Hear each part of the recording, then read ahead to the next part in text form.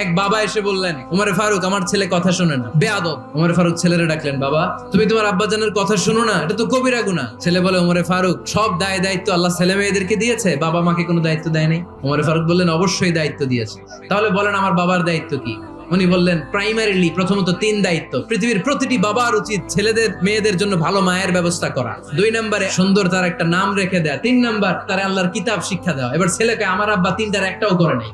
এবার ওমরে ফারুক রেগে গেলেন, বাবার কাঁধে ধরলেন। ছেলে বলে, আমিরুল মুমিনিন, আমার মা নর্তকী, আমার মা মাজুসি, আমার মায়ের মধ্যে কোনো আদব কাদব নাই, সুন্দরী দেখে আমার মা রে বাবা বিয়ে করছে, আমার মায়ের কাছ থেকে জীবনে কিছু শিখি নাই। 2 নাম্বার সাম্মানি খানফাসা, আমার বাবা আমার নাম রেখেছে চামচিকা।